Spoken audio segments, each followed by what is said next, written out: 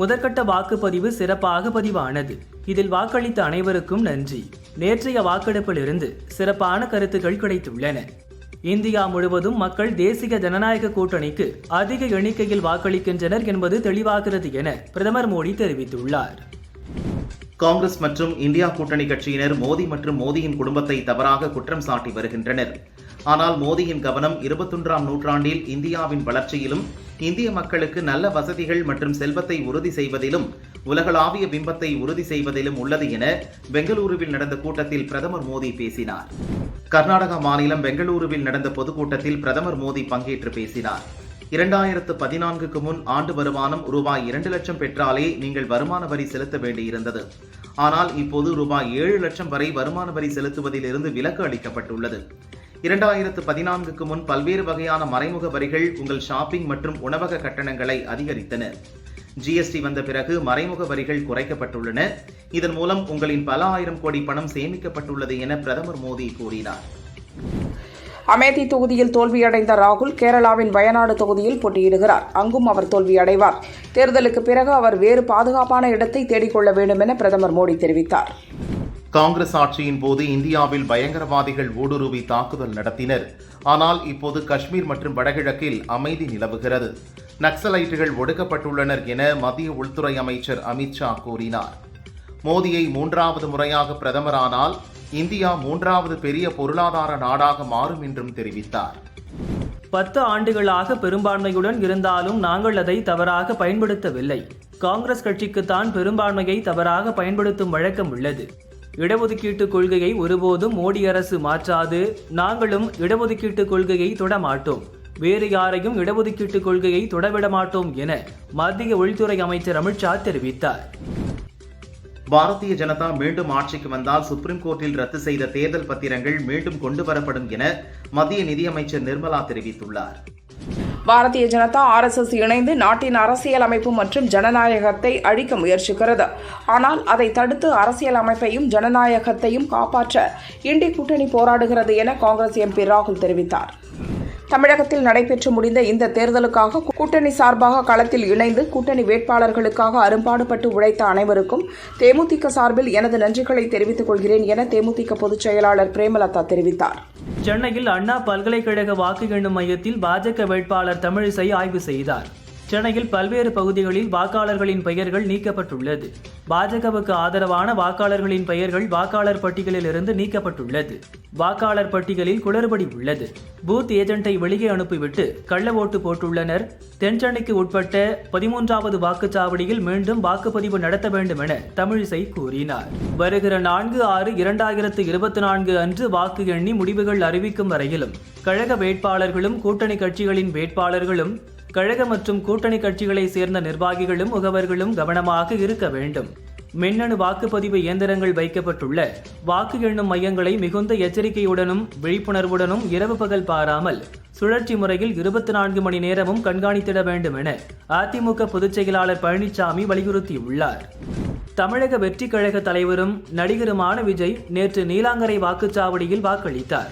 அவர் மீது சென்னை காவல் ஆணையர் அலுவலகத்தில் சமூக ஆர்வலர் ஒருவர் புகார் அளித்துள்ளார். பொதுமக்களுக்கு இடையூறு ஏற்படுத்தும் வகையில் 200க்கும் மேற்பட்ட நபர்களுடன் தேர்தல் விதிமுறைகளை மீறி வாக்குச்சாவடிக்குள் சென்றதாக குற்றம் சாட்டப்பட்டுள்ளது. மேகதாது அணை தொடர்பான கர்நாடக துணை முதல்வர் சிவகுமாரின் பேச்சை கண்டிக்காமல் முதல்வர் ஸ்டாலின் அமைதி காப்பது ஏன் என பாமக நிறுவனர் ராமதாஸ் கேள்வி எழுப்பியுள்ளார். தமிழகத்தில் நடைபெற்ற பாராளுமன்ற தேர்தலில் வாக்களித்த அனைத்து வாக்காளர்களுக்கும் தமிழ் மாநில காங்கிரஸ் சார்பாக நன்றியை தெரிவித்துக் கொள்கிறேன்.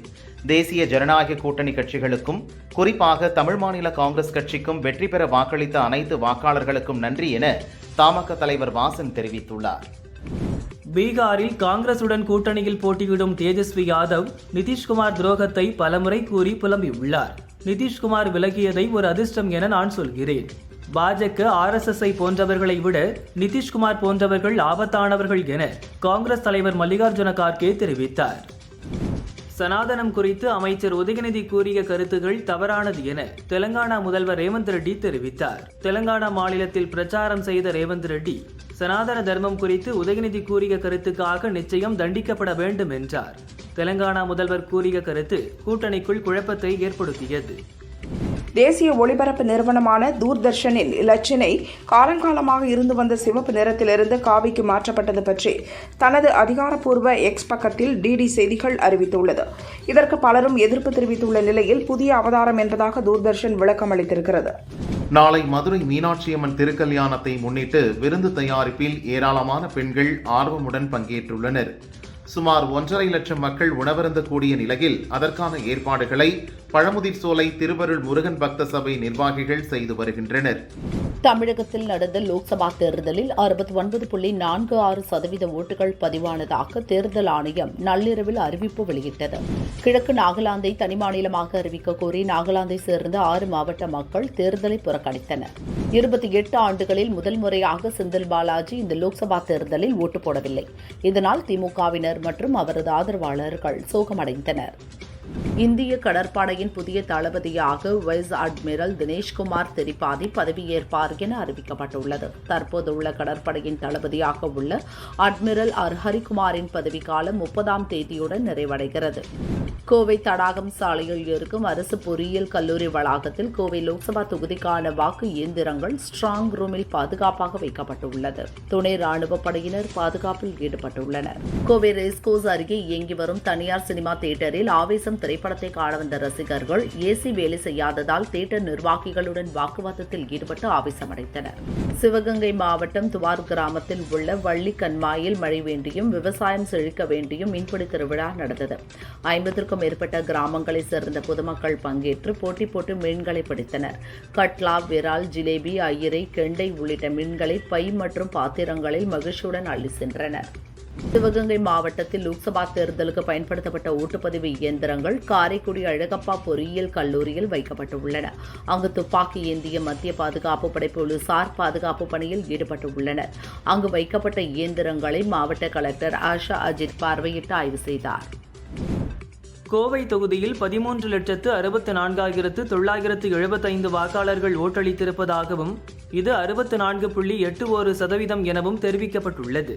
ஆனால் தேர்தல் ஆணைய இணையதளத்தில் வெளியிட்ட பட்டியலில் 71.17% இருந்ததால் குழப்பம் நிலவி வருகிறது.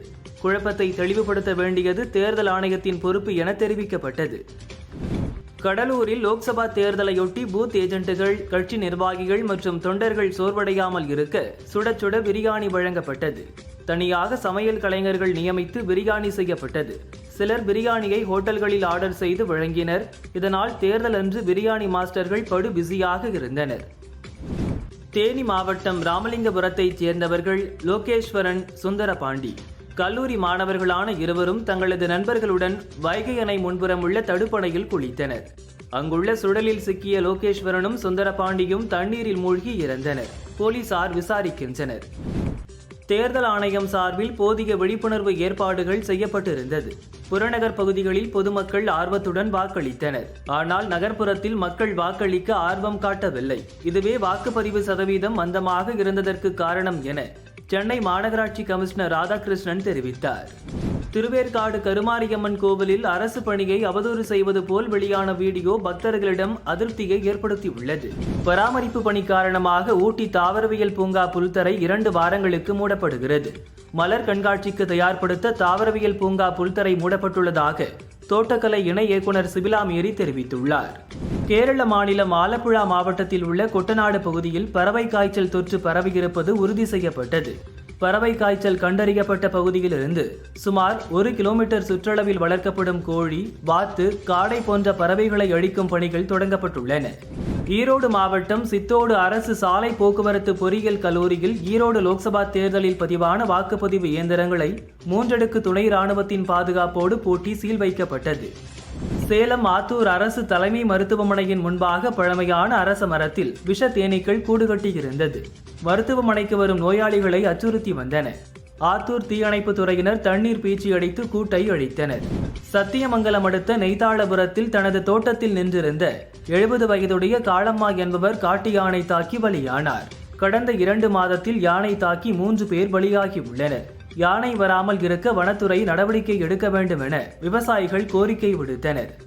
கேரள மாநிலத்தில் பரவி வரும் பறவை காய்ச்சல் காரணமாக தமிழக கேரள எல்லையான ஆனைக்கட்டி, வாளையாறு, வேலந்தாவளம், மேல்பாவி உள்ளிட்ட 12 சோதனை சாவடிகளில் சிறப்பு கால்நடை பராமரிப்பு துறையினர் 24 மணி நேரமும் தீவிர கண்காணிப்பு பணியில் ஈடுபட்டு வருகின்றனர். தேனி மாவட்டம் மேல காமகாப்பட்டி கிராமத்தில் வீட்டில் பதுக்கி வைத்து மது விற்ற சதீஷ்குமார் என்ற இளைஞரை போலீசார் கைது செய்தனர். அங்கிருந்த ரூபாய் 1.12 லட்சம் மதிப்புள்ள 864 மது பாட்டில்கள் பறிமுதல் செய்யப்பட்டன. புதுக்கோட்டை நகராட்சிக்குட்பட்ட திருக்கோகர்ணம் பகுதியில் கடந்த சில வாரங்களாக குடிநீர் வழங்கப்படவில்லை. ஆத்திரமடைந்த அந்த பகுதி மக்கள் காலி குடங்களுடன் சாலை மறியலில் ஈடுபட்டனர்.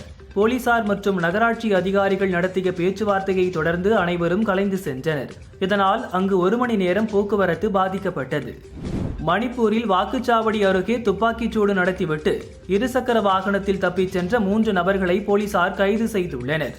துப்பாக்கி சூடு சம்பவம் நடைபெற்ற 5 கிலோமீட்டர் தொலைவில் பிடித்ததாக போலீசார் தெரிவித்துள்ளனர். கோவை விடுமுறையொட்டி தென் மாவட்டங்களுக்கு அதிக அளவு மக்கள் படையெடுத்து வருகின்றனர். அவர்களின் வசதிக்காக தூத்துக்குடி சென்னை இடையே இன்று சிறப்பு ரயில் இயக்கப்படுவதாக தெற்கு ரயில்வே அறிவித்துள்ளது.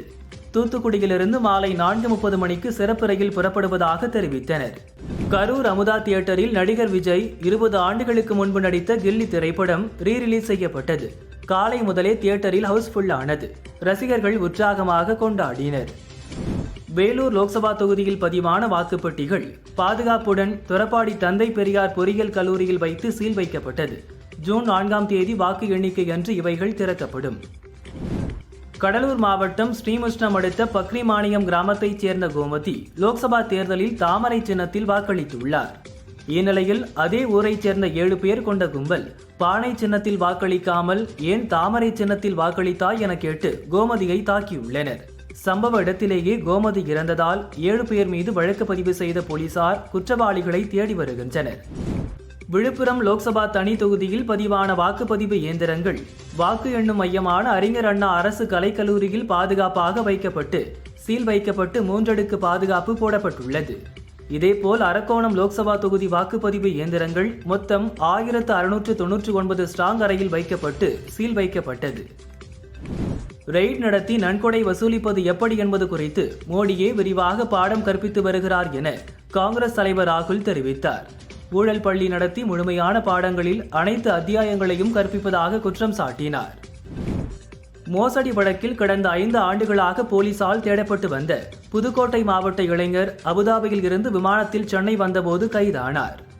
திமுக அரசின் திட்டங்களால் பெண்கள் மத்தியில் திமுக கூட்டணிக்கு வரவேற்பு அதிகம் இருப்பதாக மதிமுக முதன்மை செயலாளர் துரை வைகோ தெரிவித்துள்ளார். கன்னியாகுமரி மாவட்டம் சாரூர் பகுதியைச் சேர்ந்தவர் தாசம்மா. இவரது பேரன் அஜித் வயது 23. கஞ்சா போதைக்கு அடிமையான அஜித் வீட்டிலிருந்த பாட்டி தாசம்மாவிடம் தகராறு செய்தார். மோட்டார் சைக்கிளையும் அடித்து நொறுக்கினார். பாட்டி கண்டித்ததால் ஆத்திரமடைந்த அஜித் அவரை பிடித்து தள்ளிவிட்டார். தாசம்மா ஸ்பாட்டிலேயே பலியானார். பாட்டி இறந்ததைக் கண்டு அதிர்ச்சியடைந்த அஜித் வீட்டில் தூக்கு போட்டு இறந்தார். போலீசார் விசாரிக்கின்றனர். திருச்சி மலைக்கோட்டை தாயுமானவர் சுவாமி கோவிலில் சித்திரை திருவிழா நடந்து வருகிறது. 6ஆம் நாளில் திருக்கல்யாணம் வெகு விமரிசையாக நடந்தது. பக்தர்கள் பங்கேற்று சுவாமி தரிசனம் செய்தனர். முக்கிய நிகழ்ச்சியான தேரோட்டம் 22ஆம் தேதி நடக்கிறது. தேனி மாவட்டம் பெரியகுளம் பகுதியில் விவசாயிகள் 2ஆம் போக கோடை நெல் சாகுபடிக்கான நடவு பணியில் தீவிரமாக ஈடுபட்டுள்ளனர். கண்மாய் நீர் மற்றும் கிணற்று நீரை பயன்படுத்தி தீவிர நடவு பணி நடக்கிறது. தொடர்ந்து கோடை மழை பெய்தால் நல்ல மகசூல் கிடைக்கும் என விவசாயிகள் நம்பிக்கை தெரிவித்தனர். மத்திய பிரதேசம் பெதுல் மாவட்டத்தில் தேர்தல் பணிகள் முடிந்து ஊர்காவல் படையினர் மற்றும் போலீசார் 40 பேர் பேருந்து ஒன்றில் சென்றனர். போபால் பெதுல் நெடுஞ்சாலையில் செல்லும் போது காரில் மோதாமல் இருக்க திருப்பியதில் சாலையில் பேருந்து கவிழ்ந்தது. இதில் 21 போலீசார் காயமடைந்தனர். கும்பகோணம் அருகே திருவிடைமருதூர் தாலுகா கடமங்குடி கிராமத்தில் காந்திராஜ் என்பவரது தோட்டத்திற்குள் முதலை ஒன்று புகுந்தது. அக்கம் பக்கத்தினர் வனத்துறைக்கு தகவல் கொடுத்தனர். விரைந்து வந்த வனத்துறையினர் முதலையை பிடித்து கொள்ளிடம் ஆற்றில் பாதுகாப்பாக விட்டனர். புதுச்சேரியில் 967 வாக்குச்சாவடிகளில் பதிவான வாக்குப்பதிவு இயந்திரங்கள் அனைத்தும் லாஸ்பேட்டில் உள்ள மகளிர் பொறியியல் கல்லூரி மற்றும் மோதிலால் நேரு பாலிடெக்னிக் கல்லூரி ஆகியவற்றில் வைக்கப்பட்டுள்ளன. இங்கு 3 அடுக்கு பாதுகாப்பு போடப்பட்டுள்ளது. அனைத்து பகுதியிலும் கண்காணிப்பு கேமராக்கள் பொருத்தப்பட்டு கண்காணிக்கப்படுகிறது. புதிதாக இயற்றப்பட்ட குற்றவியல் சட்டங்கள் இந்தியாவின் நீதி அமைப்பில் மாற்றத்தை கொண்டுவரும் என சுப்ரீம் கோர்ட் தலைமை நீதிபதி சந்திரசூட் நம்பிக்கை தெரிவித்துள்ளார். கோவை சின்னியம்பாளையம் பகுதியைச் சேர்ந்தவர் பாலசுப்ரமணியன். இவரது மனைவி லதா இருவரும் கூலி வேலை செய்கின்றனர். இவர்களுக்கு குடிசை மாற்று வாரியத்தில் வீடு வழங்குவதாக கூறி காங்கிரஸ் கவுன்சிலர் சங்கர் 1,20,000 ரூபாயை லஞ்சமாக பெற்றார். நீண்ட நாட்களாகியும் வீடு வழங்காமல் கவுன்சிலர் சங்கர் மிரட்டுவதாக மாநகர போலீஸ் கமிஷனர் அலுவலகத்தில் பாலசுப்ரமணியன் புகார் அளித்தார். கோவை மரக்கடை அடுத்த ஜமந்தார் வீதியில் நிறுத்தப்பட்டிருந்த பைக்கில் வைக்கப்பட்டிருந்த ஹெல்மெட் திருட்டு போனது. ஒரு பைக்கில் பெண் ஒருவருடன் வந்த உணவு டெலிவரி செய்யும் ஊழியர் அந்த ஹெல்மெட்டை திருடிச் செல்வது சிசிடிவி கேமராவில் பதிவானது. ஹெல்மெட் உரிமையாளர் கொடுத்த புகாரின் பேரில் போலீசார் விசாரிக்கின்றனர். தெலுங்கு தேசம் கட்சி தலைவர் சந்திரபாபு நாயுடு குப்பம் சட்டசபை தொகுதியில் போட்டியிடுகிறார். அவரது பெயர் மற்றும் மனைவி பெயரில் 931 கோடி ரூபாய் சொத்து இருப்பதாக வேட்புமனுவில் குறிப்பிட்டுள்ளார். கடந்த 5 ஆண்டுகளாக ஆட்சியில் இல்லாத போதும் அவரது சொத்து மதிப்பு 39% அதிகரித்துள்ளது. 2019 தேர்தலின் போது 668 கோடியாக இருந்த சொத்து மதிப்பு 263 கோடி உயர்ந்து 931 கோடியாக உள்ளது. திகார் சிறைக்குள்ளேயே வைத்து மெல்ல மரணம் அடைய செய்வதற்கான சூழலுக்கு டெல்லி முதல்வர் கெஜ்ரிவால் தள்ளப்பட்டுள்ளார். கெஜ்ரிவால் மெதுவாக மரணம் அடைவதற்கான சதி திட்டம் ஒன்று நடந்து வருகிறது என முழு பொறுப்புணர்வுடன் கூற விரும்புகிறேன் என ஆம் ஆத்மியைச் சேர்ந்த சௌரவ் பரத்வாஜ் பரபரப்பு குற்றச்சாட்டை தெரிவித்துள்ளார். லோக்சபா தேர்தலில் ஆம் ஆத்மி கட்சி சார்பில் பிரச்சாரம் மேற்கொள்ள உள்ளதால் இடைக்கால ஜாமீன் கோரி மனீஷ் சிசோடியா டெல்லி ரோஸ் அவென்யூ கோர்ட்டில் மனு தாக்கல் செய்திருந்தார். இருதரப்பு வாதங்களையும் கேட்ட நீதிபதி மனு மீதான தீர்ப்பை வரும் 30ஆம் தேதிக்கு ஒத்திவைத்தார். கேரள மாநிலம் ஆலப்புழா மாவட்டத்தில் உள்ள குட்டநாடு பகுதியில் அமைந்திருக்கும் பண்ணைகளில் உள்ள பறவைகளுக்கு பறவை காய்ச்சல் தொற்று பரவியிருப்பது உறுதி செய்யப்பட்டது. இதையடுத்து பறவை காய்ச்சல் கண்டறியப்பட்ட பகுதியிலிருந்து சுமார் 1 கிலோமீட்டர் சுற்றளவில் வளர்க்கப்படும் கோழி, வாத்து, காடை போன்ற பறவைகளை அழிக்கும் பணிகள் தொடங்கப்பட்டுள்ளது. அமெரிக்காவில் கறந்த பாலிலிருந்து பறவை காய்ச்சலில் உள்ள X5N1 வைரஸ் கண்டறியப்பட்டிருப்பதாக உலக சுகாதார நிறுவனமும் எச்சரிக்கை விடுத்துள்ளது. எனவே கறந்த பாலை அருந்துவதை தவிர்க்குமாறும் சுத்திகரிக்கப்பட்ட பாலை அருந்துவதே பாதுகாப்பானது என்றும் அறிவுறுத்தப்பட்டுள்ளது. மத்திய பிரதேச மாநிலம் பீட்டல் பகுதியில் நடந்த காங்கிரஸ் கட்சியின் பொதுக்கூட்டத்தில் காங்கிரஸ் மூத்த தலைவர் கமல்நாத் கலந்து கொண்டார். அப்போது ஜெய் ஸ்ரீராம் என முழக்கமிட்ட கமல்நாத் கூட்டத்தில் இருந்தவர்களையும் சேர்ந்து முழக்கமிடச் சொன்ன வீடியோ வைரலாகியுள்ளது. பஞ்சாப் காங்கிரஸ் கட்சியின் தேசிய செயலர் தஜிந்தர் பால் சிங் பிட்டோ உட்பட 2 காங்கிரஸ் தலைவர்கள் பாரதிய ஜனதாவில் இணைந்தனர். மறைந்த காங்கிரஸ் மூத்த தலைவர் சந்தோக் சிங் சௌத்ரியின் மனைவி கரம்ஜித் கவுர் சௌத்ரியும் மத்திய அமைச்சர் அஸ்வினி வைஷ்ணவ் மற்றும் அதன் தேசிய பொதுச் செயலாளர் வினோத் தாவ்டே முன்னிலையில் பாரதிய ஜனதா கட்சியில் இணைந்தனர். மதுரை மாவட்டம் திருமங்கலத்தை அடுத்த கள்ளிக்குடி காரியாப்பட்டு சாலையில் உள்ள சென்னம்பட்டி கிராமத்தில் கேரளாவைச் சேர்ந்த தனியார் உர தொழிற்சாலை செயல்பட்டு வருகிறது. இதனை மூடக்கோரி 5 கிராம மக்கள் லோக்சபா தேர்தலை புறக்கணித்தனர். வாக்கு சதவீதம் குறைந்தால் எம்எல்ஏ RP உதயகுமார் ஆலையை மூடக்கோரி கலெக்டருக்கு கடிதம் எழுதினார். இதையடுத்து உர ஆலையை மூட கலெக்டர் ஆணையிட்டுள்ளார். ஆந்திர மாநிலத்தில் நடைபெறவுள்ள லோக்சபா தேர்தலில் காங்கிரஸ் மாநில தலைவர் YS ஷர்மிளா கடப்பா தொகுதியில் போட்டியிடுகிறார். ஷர்மிளா இன்று தனது வேட்புமனுவை தாக்கல் செய்தார். இவரை எதிர்த்து YSR காங்கிரஸ் சார்பில் தனது சித்தப்பா மகன் அவினாஷ் ரெட்டி போட்டியிடுவது குறிப்பிடத்தக்கது. தென்காசி லோக்சபா தொகுதியில் அதிமுக கூட்டணியில் புதிய தமிழகம் கட்சி தலைவர் கிருஷ்ணசாமி போட்டியிட்டார். தென்காசி தொகுதியில் திமுக பொதுமக்களுக்கு பணப்பட்டுவாடா செய்வார்கள் என்ற எதிர்பார்ப்பு அனைத்து பொதுமக்களிடம் பரவலாக எழுந்த நிலையில் பணப்பட்டுவாடா எதுவும் செய்யவில்லை என்ற தகவல் கேட்டு மகிழ்ச்சியாக உள்ளது. 2014 முதல் தற்போது வரை இந்தியா தனது பொருளாதாரத்தை மறுசீரமைத்துள்ளது. வங்கிகள் புத்துயிர் பெற்றுள்ளன. இது உண்மையில் ஹார்வர்ட் பல்கலைக்கு ஒரு பாடமாக இருக்கும் என மத்திய அமைச்சர் நிர்மலா கூறினார். கோவிடிற்கு பிறகு வங்கிகளை ஆரோக்கியமாக வைத்திருப்பதுடன் திவாலாகாமல் வைத்திருப்பது மேற்கத்திய நாடுகளுக்கு சாதாரண விஷயமாக இருந்தாலும் நாங்கள் குழப்பமான சூழ்நிலையிலேயே அதனை துவங்கினோம் என்றும் தெரிவித்தார். குஜராத் மாநிலம் காந்திநகர் லோக்சபா தொகுதியில் மத்திய உள்துறை அமைச்சர் அமித்ஷா போட்டியிடுகிறார். அமித்ஷா தனது வேட்புமனுவில் சொத்து மதிப்பு குறித்து பிரமாண பத்திரம் தாக்கல் செய்துள்ளார். அதில் தனக்கு ரூபாய் 20 கோடி மதிப்புள்ள அசையும் சொத்துகள், ரூபாய் 16 கோடி மதிப்புள்ள அசையா சொத்துகள் இருக்கிறது, சொந்த கார் இல்லை என தெரிவித்துள்ளார்.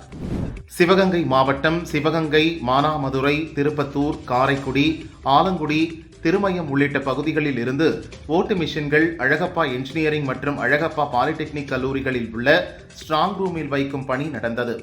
கலெக்டர் ஆஷா அஜித் தலைமையில் தேர்தல் அதிகாரிகள் கண்காணிப்பு பணியில் ஈடுபட்டனர். தமிழக பகுதிகளின் மேல் ஒரு வளிமண்டல கீழடுக்கு சுழற்சி நிலவுகிறது. இதனால் 23ஆம் தேதி வரை மேற்கு தொடர்ச்சி மலை மாவட்டங்கள் மற்றும் அதனை ஒட்டிய மாவட்டங்களில் ஓரிரு இடங்களில் லேசானது முதல் மிதமான மழை பெய்யக்கூடும். ஏனைய மாவட்டங்கள், புதுவை மற்றும் காரைக்கால் பகுதிகளில் வறண்ட வானிலை நிலவக்கூடும்.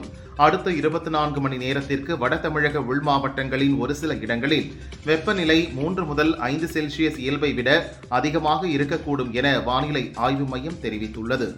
கர்நாடகாவில் தனியார் கல்லூரியில் படித்து வந்த கர்நாடக காங்கிரஸ் தலைவர் நிரஞ்சன் ஹிரேமத்தின் மகள் நேகாவை அதே கல்லூரியில் படித்து வந்த மூத்த மாணவர் ஃபயாஸ் கத்தியால் குத்தி கொலை செய்தார். நட்புடன் பழகி வந்த நிலையில் கொலையாளி காதலிப்பதாக கூறியதை நேகா மறுத்துவிட்டதாகவும், அந்த ஆத்திரத்தில் அவரை கொலையாளி குத்தி கொலை செய்ததும் முதற்கட்ட விசாரணையில் தெரிய வந்துள்ளது. ஒடிசாவின் பர்கர் மாவட்டத்தில் உள்ள பதர்செனிகுடாவில் நேற்று இரவு ஒரு படகு கவிழ்ந்த விபத்தில் கோயிலுக்கு சென்றுவிட்டு படகில் திரும்பிய பெண் உள்பட 2 பேர் உயிரிழந்தனர். 7 பேர் மாயமாகினர். விபத்தை அடுத்து ஒடிசா பேரிடர் படையினர் மற்றும் தீயணைப்பு படையினர் தேடுதல் பணியில் ஈடுபட்டுள்ளனர். ஜனநாயக நடைமுறையை மீறி மத்திய அரசு சட்டங்களை இயற்றுகிறது. தியாகிகளின் இரத்தத்தால் எழுதப்பட்ட இந்திய அரசியலமைப்பை மாற்றியமைக்க பாரதிய ஜனதா முயற்சி செய்து வருகிறது. மக்களின் விருப்பத்திற்கு எதிராக செயல்பட்டு வருகிறது என பிரியங்கா தெரிவித்தார். சீனாவின் அத்துமீறல் தொடர்பாக லடாக்கில் நடந்து வரும் போராட்டங்கள் குறித்து மத்திய அரசு அமைதியாக உள்ளது. பொய் வழக்கு போட்டு எதிர்ப்பவர்களை பாரதிய ஜனதா சிறையில் அடைக்கிறது என்றும் சொன்னார். கேரள மாநிலம் திருவனந்தபுரம் லோக்சபா தொகுதியில் காங்கிரஸ் சார்பில் சசி தரூர் போட்டியிடுகிறார். அவரை ஆதரித்து காங்கிரஸ் பொதுச் செயலாளர் பிரியங்கா ரோட் ஷோ சென்றார். ஆந்திர முதல்வரும் YSR காங்கிரஸ் கட்சியின் தலைவருமான ஜெகன்மோகன் ரெட்டி அங்கப்பள்ளி பகுதியில் பஸ் யாத்திரை சென்றார். புலப்பர்த்தி கிராமம் அருகே சென்றபோது ஜெகன்மோகனை பார்ப்பதற்காக மூதாட்டி ஒருவர் காத்திருந்தார். அந்த மூதாட்டியை சந்தித்து பேசிய ஜெகன்மோகன் அவருடன் போட்டோ எடுத்துக்கொண்டார்.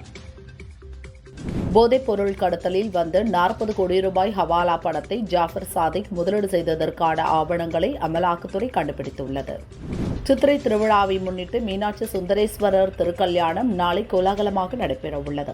அதற்கான ஏற்பாடுகள் விறுவிறுப்பாக நடக்கிறது. இந்தியாவில் தயாரிக்கப்பட்ட பிரம்மோஸ் ஏவுகணைகள் முதன்முறையாக பிலிப்பைன்ஸுக்கு ஏற்றுமதி செய்யப்பட்டது. தஞ்சை பெரிய கோயிலில் சித்திரை திருவிழா தேரோட்டம் வெகு விமரிசையாக நடந்தது. மாவட்ட கலெக்டர் தீபக் ஜேக்கப் தேரை வடம்பிடித்து இழுத்து தேரோட்டத்தை துவக்கி வைத்தார். பல்லாயிரக்கணக்கான பொதுமக்கள் தேரை வடம்பிடித்து இழுத்தனர். மயிலாடுதுறை மாவட்டம் சீர்காழியில் உள்ள சட்டைநாதர் கோயிலில் சித்திரை திருவிழா நடந்து வருகிறது. முக்கிய நிகழ்வான திருக்கல்யாணம் நடந்தது. திரளான பெண்கள் மற்றும் பொதுமக்கள் பங்கேற்று சாமி தரிசனம் செய்தனர். சமயபுரம் மாரியம்மன் கோயிலில் சித்திரை தேர் திருவிழா நடந்து வருகிறது. சிகர நிகழ்ச்சியான தேரோட்டம் 16ஆம் தேதி நடந்தது. விழாவின் நிறைவு நாளான இன்று தெப்ப உற்சவம் நடைபெற்றது. ஆயிரக்கணக்கான பக்தர்கள் கலந்து கொண்டு சாமி தரிசனம் செய்தனர். பிரபல எலக்ட்ரிக் கார் நிறுவனமான டெஸ்லா அதிபர் எலான் மஸ்கின் இந்திய பயணம் திடீரென ஒத்திவைக்கப்பட்டுள்ளது.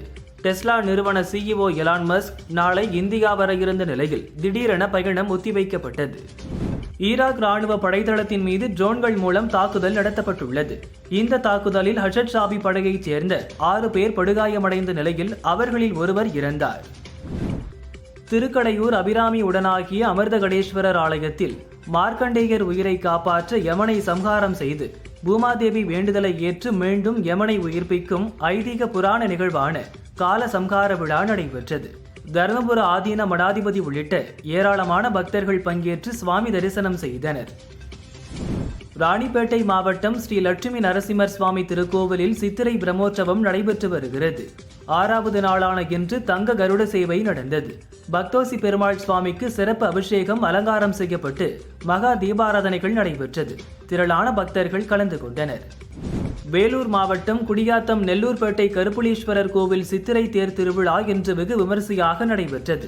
பல்லாயிரக்கணக்கான பக்தர்கள் கலந்து கொண்டு தேரை வடம்பிடித்து இழுத்தனர். மேலும் சண்டி மேளம் முழங்க பல்வேறு கலை நிகழ்ச்சிகளும் நடைபெற்றது. பலத்த பாதுகாப்பு ஏற்பாடுகளும் செய்யப்பட்டிருந்தது. திருக்கழுக்குன்றம் வேதகிரீஸ்வரர் கோவிலில் சித்திரை திருவிழாவின் 7ஆம் நாள் நிகழ்வான இன்று தேரோட்டம் நடைபெற்றது. 10,000க்கும் மேற்பட்ட பக்தர்கள் கலந்து கொண்டு தேரினை வடம்பிடித்து இழுத்து சென்றனர். மதுரை மீனாட்சி சுந்தரேஸ்வரர் மற்றும் கள்ளழகர் கோவில் சித்திரை திருவிழாவை முன்னிட்டு மதுரை மாநகரமே விழாக்கோலம் பூண்டுள்ளது. நாளை திருக்கல்யாணமும் 22ஆம் தேதி தேரோட்டமும் நடக்கவுள்ளது. சிகர நிகழ்ச்சியான கள்ளழகர் ஆற்றில் இறங்கும் வைபவம் 23ஆம் தேதி நடக்கிறது. இதற்கான பணிகள் மும்முரமாக நடந்து வருகிறது. IPL கிரிக்கெட் போட்டியில் நேற்று நடந்த போட்டியில் சென்னை லக்னோ அணிகள் மோதின. இதில் லக்னோ அணி வெற்றி பெற்றது. இந்த போட்டியில் இரு அணிகளும் குறிப்பிட்ட நேரத்துக்குள் 20 ஓவர்களை வீசி முடிக்கவில்லை. இதனால் லக்னோ அணியின் கேப்டன் ராகுல் சென்னை அணி கேப்டன் ருதுராஜ் கெய்க்வாட் ஆகியோருக்கு தலா 12 லட்சம் ரூபாய் அபராதம் விதிக்கப்பட்டது. ஐபிஎல் கிரிக்கெட்டில் லக்னோ அணிக்கு எதிரான போட்டியில் அதிரடியாக விளையாடிய சென்னை அணி வீரர் தோனி 9 பந்துகளில் 22 ரன்கள் குவித்தார். தோனி பேட்டிங் செய்ய வந்தபோது ரசிகர்கள் எழுப்பிய சத்தத்தால் லக்னோ வீரர் டிகாட் மனைவி சாஷாவின் ஸ்மார்ட் வாட்ச் அலறியது. 95 டெசிபல் அளவுக்கு ஒலி மாசு இருக்கிறது. இதே அளவிலான ஒலியை 10 நிமிடங்கள் கேட்டால் தற்காலிகமாக காது கேட்காமல் போக வாய்ப்புள்ளது என எச்சரித்தது. இது தொடர்பான புகைப்படத்தை டிகாக்கின் மனைவி தனது இன்ஸ்டாகிராம் பக்கத்தில் பகிர்ந்துள்ளார். குன்றத்தூர் திருநாகேஸ்வரர் கோயிலில் பிரம்மோற்சவ விழாவை முன்னிட்டு தேர் திருவிழா கோலாகலமாக நடைபெற்றது. பக்தர்கள் ஏராளமானோர் கலந்து கொண்டு தரிசனம் செய்தனர். திருவாரூர் மாவட்டம் திருத்துறைப்பூண்டியில் அமைந்துள்ள 1000 ஆண்டுக்கு மேல் பழமையான மருந்தீஸ்வரர் கோவிலில் சித்திரை தேரோட்டம் வெகு விமரிசையாக நடைபெற்றது. ஏராளமான பக்தர்கள் கலந்து கொண்டு தீர்த்த விடங்கா தியாகேசா என கோஷமிட்டு வடம் பிடித்தனர். ஐபிஎல் கிரிக்கெட்டில் சென்னை அணிக்கு எதிரான போட்டியில் லக்னோ அணி வெற்றி பெற்றது. வெற்றிக்கு 82 ரன்கள் அடித்து முக்கிய பங்கு ஆற்றினார். இந்த போட்டியில் அடித்த அரை சதத்தையும் சேர்த்து ஐபிஎல் தொடரில் விக்கெட் கீப்பராக KL ராகுல் இதுவரை 25 முறை அரை சதம் அடித்துள்ளார். இதன் மூலம் ஐபிஎல் வரலாற்றில் அதிக முறை அரை சதம் அடித்த விக்கெட் கீப்பர் என்ற தோனியின் சாதனையை தகர்த்தார். தோனி 24 அரை சதங்களுடன் 2ஆம் இடத்தில் உள்ளார். விநாயக் வைத்தியநாதன் இயக்கத்தில் விஜய் ஆண்டனி, மிருணாளினி ரவி நடிப்பில் கடந்த வாரம் வெளியான படம் ரோமியோ. படம் சுமார் என பலரும் கருத்து தெரிவித்துள்ளனர். பல நல்ல படங்களை தவறாக விமர்சித்து சொல்லும் சிலருக்கும் இவங்க சொல்றதையெல்லாம் உண்மை என்று நம்பி ரோமியோ போன்ற நல்ல படங்களை கொண்டாடாமல் தமிழ் சினிமாவை குறை சொல்லும் அறிவு ஜீவிகளுக்கும் எனது ஆழ்ந்த அனுதாபங்கள் என விஜய் ஆண்டனி கூறினார். அன்பு மக்களே, ரோமியோ நல்ல படம், போய் பாருங்க புரியும். ரோமியோவை அன்பே சிவமாக்கிடாதீங்க என்றும் குறிப்பிட்டுள்ளார். உங்க ஆதங்கம் ஓகே, அதற்காக உங்க படத்தை அன்பே சிவத்துடன் ஒப்பிடாதீங்க என ரசிகர்கள் கருத்து தெரிவித்துள்ளனர். கிறிஷ் இயக்கத்தில் நஸ்லன், மமிதா பைஜு நடிப்பில் மலையாளத்தில் வெளியான படம் பிரேமலு. இப்படம் தெலுங்கு, தமிழிலும் டப்பிங் செய்யப்பட்டு உலகளவில் ரூபாய் 130 கோடிக்கும் அதிகமாக வசூலித்து சாதனை படைத்தது. தற்போது இந்த படத்தின் 2ஆம் பாகம் அறிவிக்கப்பட்டுள்ளது. அதே கூட்டணியில் உருவாகும் இந்த படம் 3 மொழிகளில் தயாராகிறது. அடுத்த ஆண்டு ரிலீஸ் என அறிவித்துள்ளனர். மலையாள திரையுலகின் முன்னணி நடிகர்களில் ஒருவர் மோகன்லால். இவருடன் பல படங்களில் நடித்துள்ள சோபனா மீண்டும் அவருடன் இணைந்து நடிக்கிறார். மோகன்லாலின் 360வது படமாக உருவாக உள்ள இதை தருண்மூர்த்தி இயக்குகிறார். சோபனா வெளியிட்ட வீடியோவில் சில ஆண்டுகளுக்கு பின் மீண்டும் மலையாள படத்தில் நடிப்பது மகிழ்ச்சி. நானும் லால் இணைந்து நடிக்கும் 56வது படம். இப்படத்தில் நடிக்க உற்சாகமாக இருக்கிறேன். உங்கள் அனைவருக்கும் பிடிக்கும் என்றும் நம்புகிறேன் என தெரிவித்துள்ளார். படத்திற்கு படம் வித்தியாசமான கதாபாத்திரங்களில் நடித்து அசத்தி வருகிறார் மலையாள நடிகரான பகத் ஃபாசில். சமீபத்தில் இவர் நடிப்பில் ஆவேசம் என்ற படம் வெளியாகியுள்ளது. நகைச்சுவை கலந்த டான் வேடத்தில் நடித்துள்ளார். ரூபாய் 60 கோடி வசூலை கடந்து படம் வரவேற்பை பெற்றுள்ளது. சமீபத்தில் இந்த படத்தை பார்த்த இயக்குனர் விக்னேஷ் சிவன், என்ன ஒரே அற்புதமான படம் பகத் ஃபாசில், நீங்கள் வேற்று கிரகத்தில் இருந்து வந்தவர், வித்தியாசமான எழுத்து, அதை படமாக்கிய விதம் அருமை. மலையாள சினிமா எல்லாவற்றையும் அடித்து நொறுக்கிக் கொண்டு செல்கிறது.